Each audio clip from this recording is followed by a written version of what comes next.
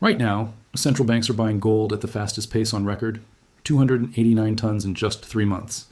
And gold just ripped past $4,500 an ounce. Normally, when gold moves like this, silver moves even harder. That's how it's worked for decades. But this time, silver is stuck. It's barely holding on, while the ratio between the two metals has nearly doubled since January. Either something is broken in the silver market, or something about this gold rally is different from every rally before it. And if you have any money in savings, retirement accounts, or investments right now, the answer to that question could matter more than you think.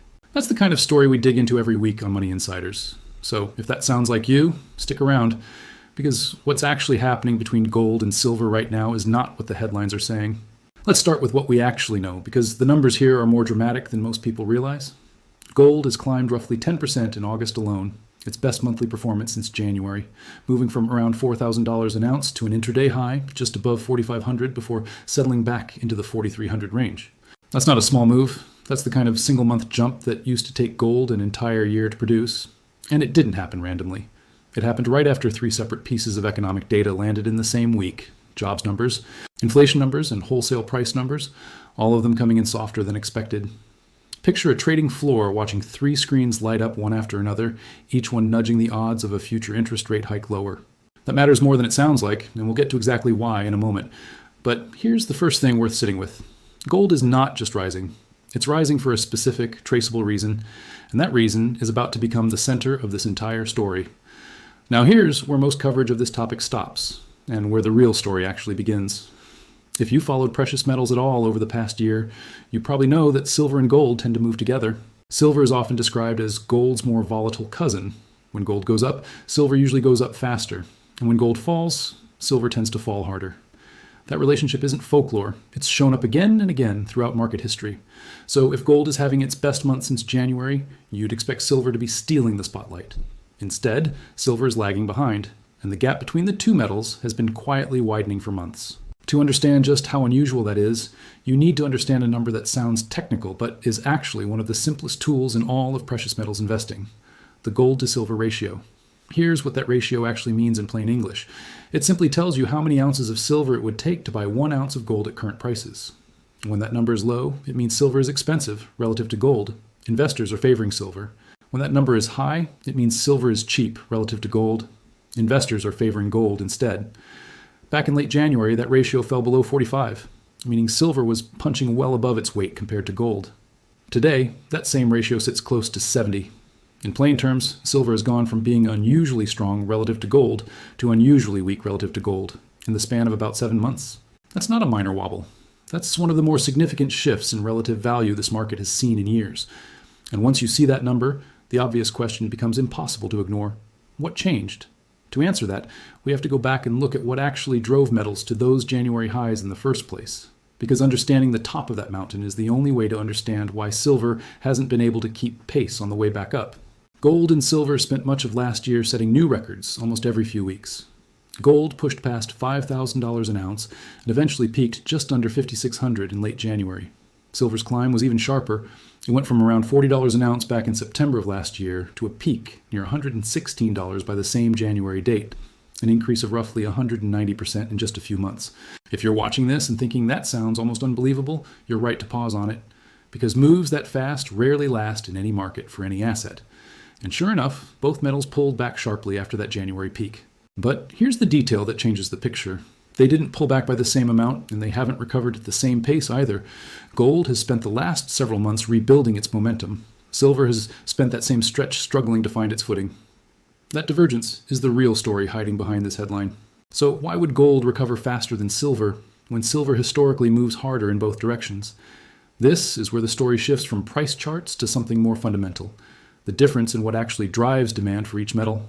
Gold, at its core, behaves like a safe haven asset, and increasingly like a form of savings that doesn't answer to any single government. That second part matters more than people realize. When central banks around the world buy gold, they're not doing it to speculate on next month's price. They're doing it to diversify away from being overly dependent on any one currency, primarily the US dollar. And the numbers here are striking. In the second quarter of this year, central banks purchased 288.9 tons of gold, a quarterly record, up 62% from the same period a year earlier. What makes that number even more remarkable is the timing. They were buying that aggressively while gold prices were actually falling. Think about what that means for a moment. These aren't retail investors chasing a rally. These are the world's largest financial institutions treating a price decline as a buying opportunity, not a warning sign. That kind of structural, price-insensitive demand creates something silver simply doesn't have in the same way, a floor. Silver doesn't have a global network of central banks quietly stockpiling it as a strategic reserve asset. Silver's demand story is built on something entirely different, industrial use. More than half of all silver demand today comes from manufacturing, not investment.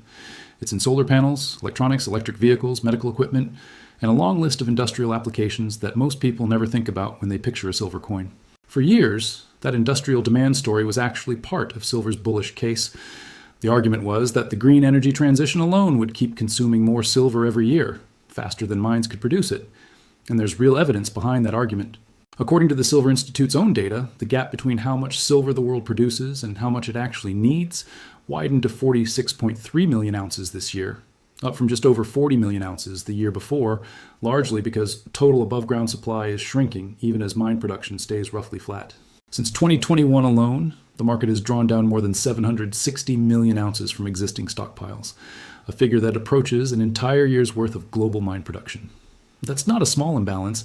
That's a market that has been running structurally short of metal for years. So here's the contradiction worth sitting with for a second, because it's the kind of detail that doesn't show up in most headlines. If silver is genuinely running short on supply and industrial demand keeps climbing, why is it the one falling behind gold right now instead of leading the charge? This is where interest rates come back into the picture, and where the story connects to something that touches almost everyone watching this, whether you own a single ounce of silver or not. Precious metals, gold and silver both, don't pay you any interest or dividends just for holding them. Their appeal goes up when the return on safer assets, like savings accounts or government bonds, goes down, because there's less being given up by choosing metal instead.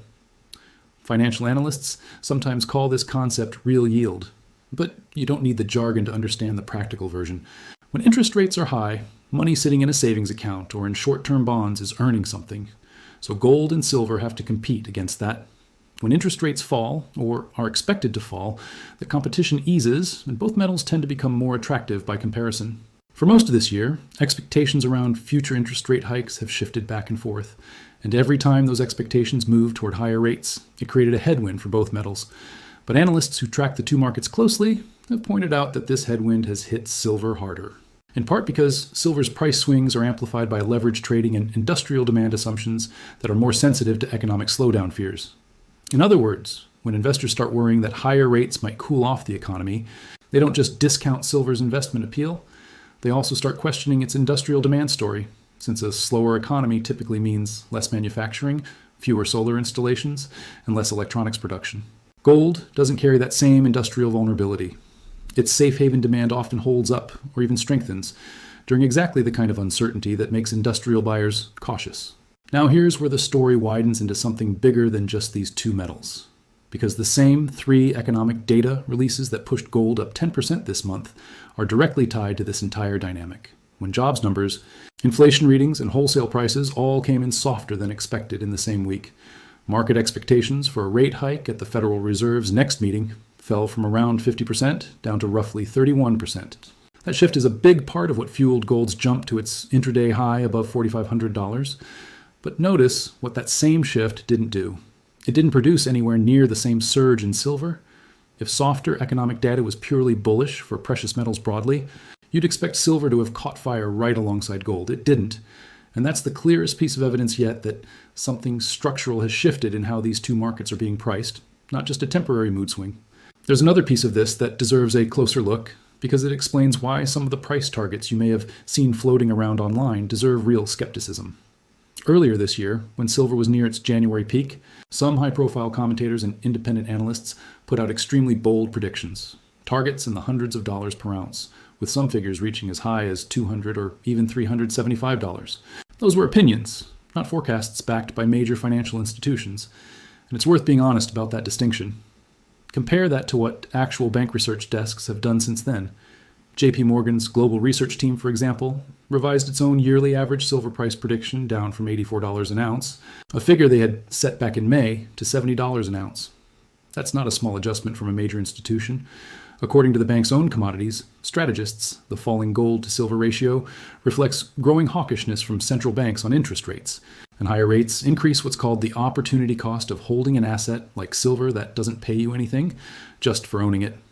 When one of the largest research operations on Wall Street lowers its own forecast by nearly 17% in a matter of months, that tells you the professional red on silver has genuinely shifted, not just retail sentiment. So what does all of this actually mean for someone watching this video who isn't a professional trader, someone who's simply trying to protect their savings, plan for retirement, or figure out where their money might be safer over the next few years? First, it means the old assumption that gold and silver always move in lockstep needs an asterisk next to it right now.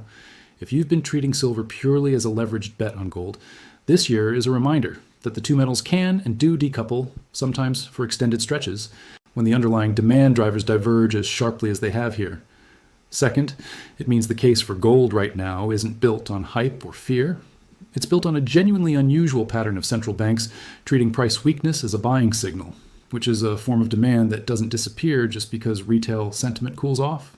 Third, and this is the part that often gets lost in the noise, silver's underlying supply deficit hasn't gone away. The structural shortage the Silver Institute has documented is still there, still growing. And historically, deficits that persist for years eventually show up in price, even if the timing is unpredictable. That's not a guarantee. It's a pattern worth understanding, not a promise about what happens next. This is also where it's worth being honest about the risks on both sides, because a story like this can easily tip into either blind optimism or unnecessary fear, and neither one serves you. On the gold side, the risk is straightforward. Gold has already made a fast, sizable move this month, and markets that move quickly in one direction can just as easily correct if upcoming data surprises to the upside instead of the downside, particularly around the Federal Reserve's meeting in mid-September. A hotter than expected inflation report between now and then could quickly reverse the rate cut expectations that fueled this rally in the first place. On the silver side, the risk is different, but just as real. If economic growth genuinely slows in the way some of the softer recent data hints at, industrial demand for silver in electronics, solar, and manufacturing could soften right along with it, which would work against the supply deficit argument in the short term, even if the deficit itself persists in the background. Bringing this all the way back to where we started, gold is surging and silver is falling behind, but not because silver's long-term story is broken. It's because gold and silver are, at their core, answering to two different masters right now. Gold is being carried by structural, price-insensitive demand from the world's central banks, a form of buying that has nothing to do with day-to-day sentiment and everything to do with long-term diversification away from any single currency. Silver, meanwhile, is caught between two competing forces: a genuine, well-documented supply deficit that argues for higher prices over time, and near-term sensitivity to interest rate expectations and economic growth fears that has kept it from participating in gold's latest run. The gold-to-silver ratio climbing from under 45 to nearly 70 isn't a signal that silver is broken. It's a signal that the market is currently pricing these two metals based on very different assumptions about the months ahead, and history suggests that gap between price and underlying fundamentals doesn't stay wide forever, even if nobody can tell you exactly when or how it closes. What you can take from this isn't a prediction, and it isn't a signal to rush out and buy or sell anything. It's a mental model, a way of watching this story going forward that most people watching the headlines don't have. When you see gold and silver diverge like this again in the future, you'll know to ask the question underneath the price chart. Is this being driven by safe haven demand, industrial demand, interest rate expectations, or some combination of all three? That question is worth more than any single price target because price targets change constantly, but understanding what's actually moving these markets doesn't. If you learned something new today, make sure to subscribe to Money Insiders and like this video. More powerful financial insights are coming next. This video is AI-generated